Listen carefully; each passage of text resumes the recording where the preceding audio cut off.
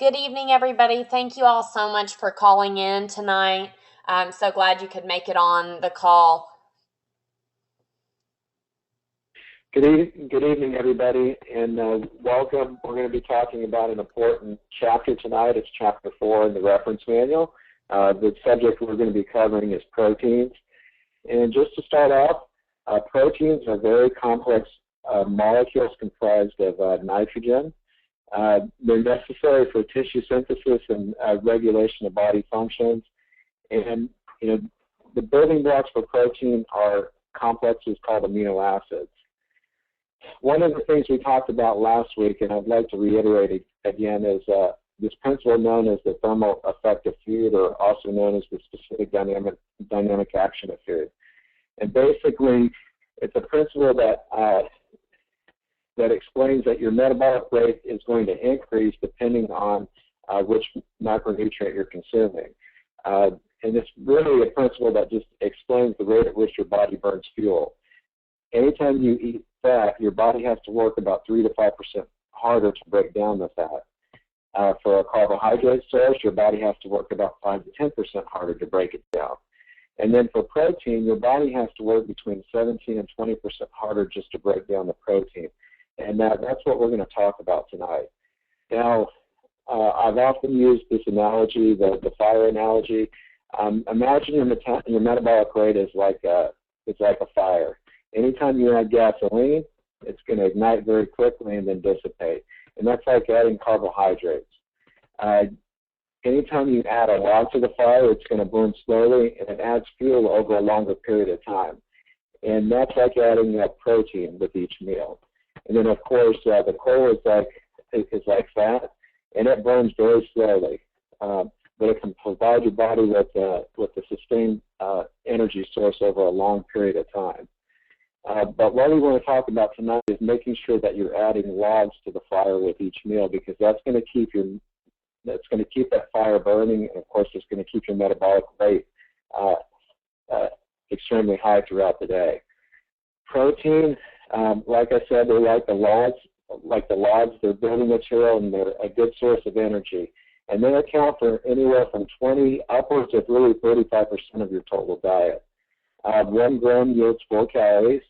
And then, of course, there are many benefits. The first and the most important is they're vital to growth and development of body tissues.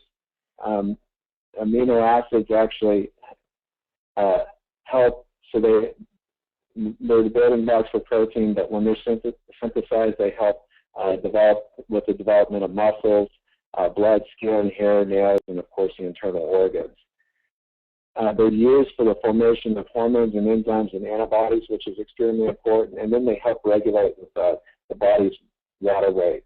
What proteins actually do is they help with the exchange of nutrients between cells, and that's what actually helps regulate your body's internal pH. Now, proteins are broken down into 2 subcategories. You have complete and incomplete. And complete proteins contain all of your essential amino acids. They contain a lot of your essential, your semi-essential, and your non-essential amino acids. And we like to think of this concept, or the mother concept. Anything that came from or had a mother is really considered a complete source of protein. So, for example, all of your animal sources and dairy products are considered complete sources of protein. And here at the bottom we have a breakdown. Whey, casein, milk, eggs, beef, chicken, cheese, fish, yogurt, cottage cheese, and turkey. Those are all examples of complete sources of protein. The second subcategory is incomplete.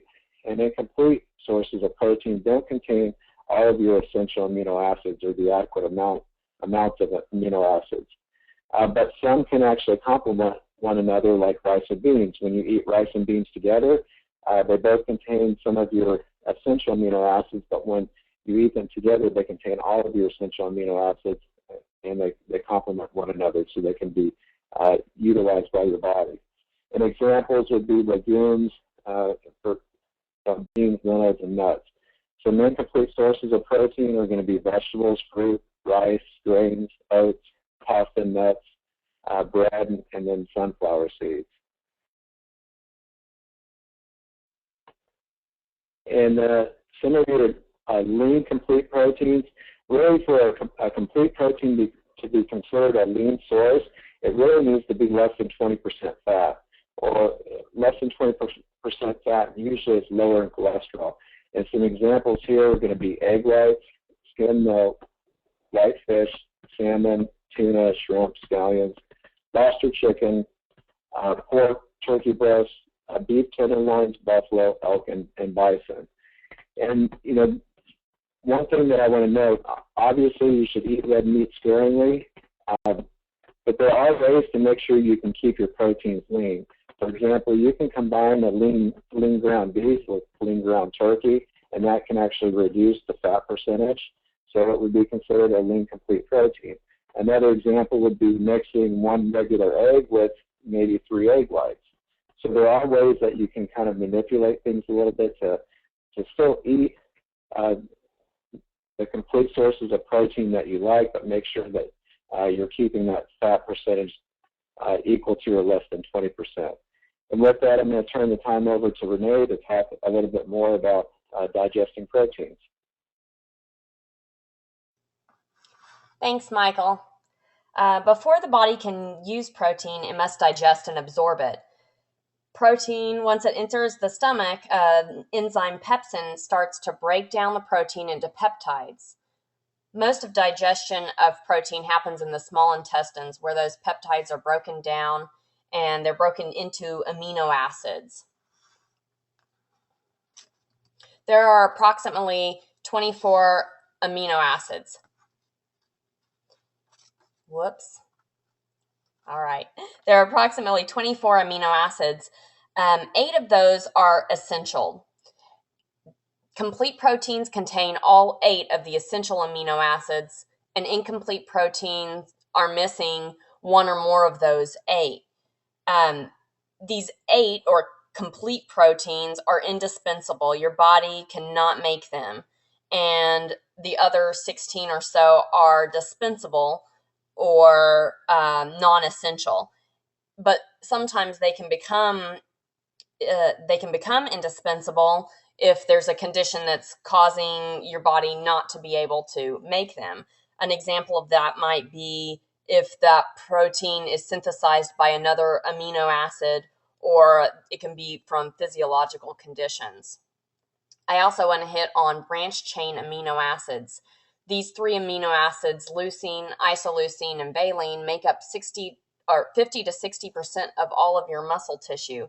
So these branched chain amino acids are very important in muscle structure. Protein metabolism, the basic functions of amino acids once taken up by muscle cells.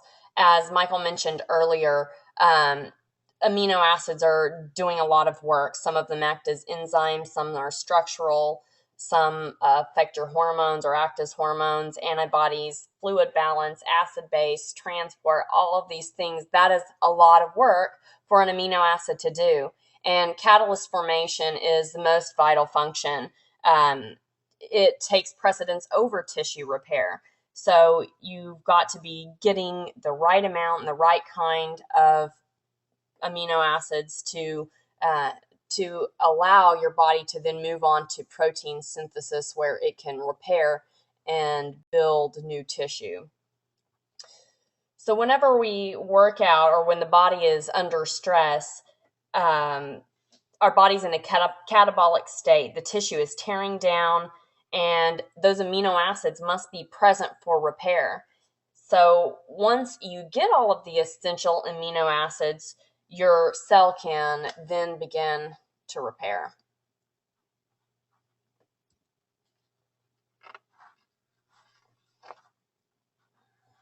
Yay, repaired cell. Sorry, I'm slow here. So the rate of catalyst depletion is directly related to the amount and duration of cellular work that is performed. This can be from working out, and it may also be from being sick or anything that's causing great stress on your body.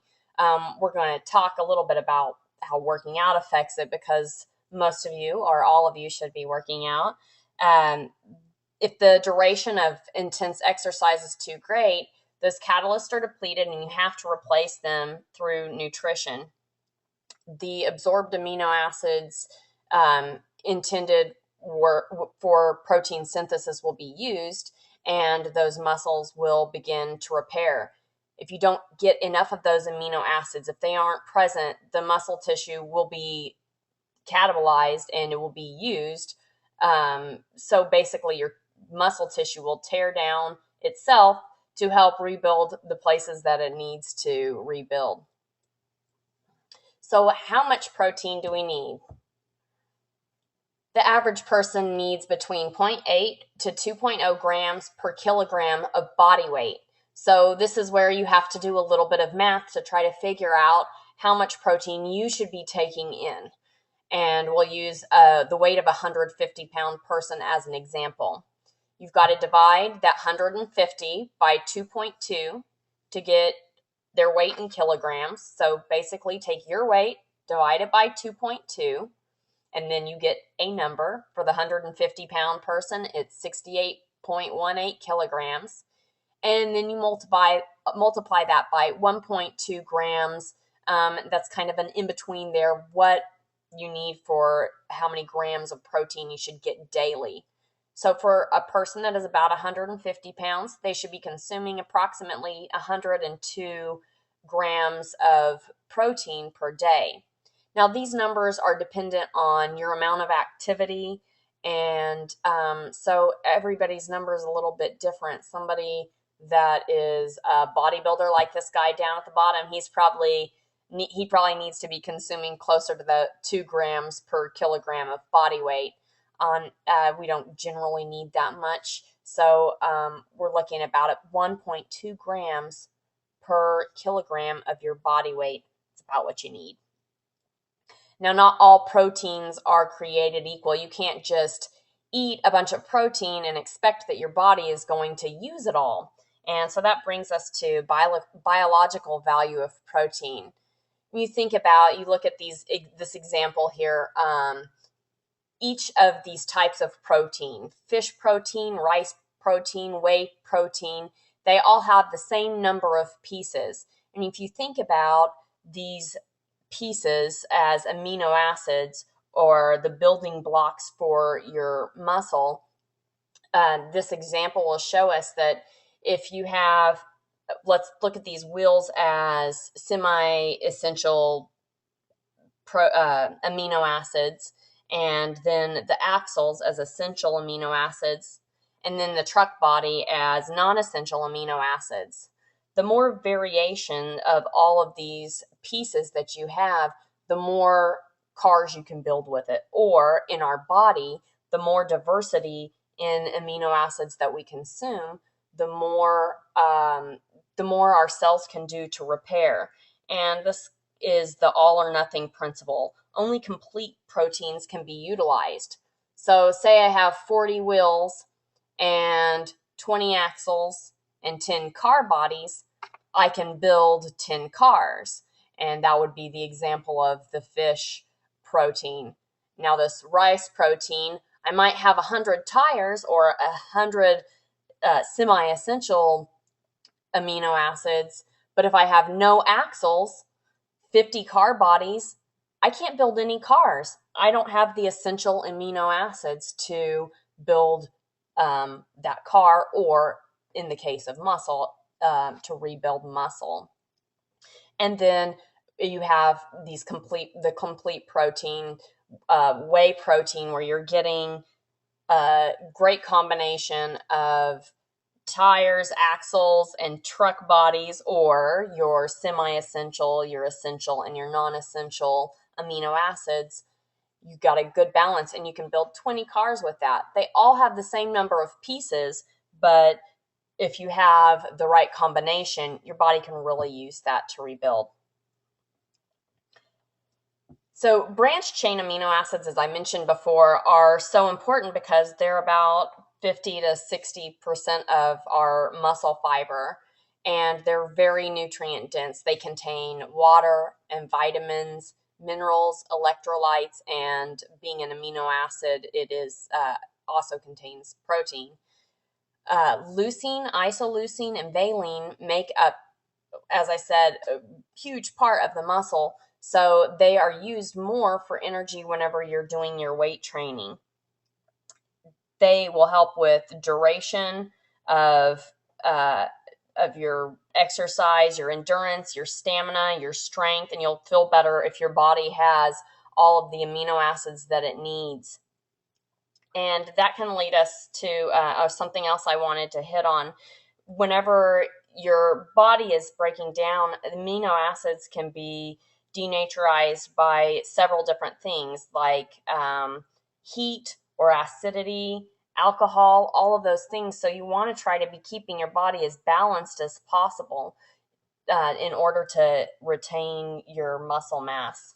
So, uh, as I said, an example of that might be, say you're cooking some egg whites for yourself and you overcook them.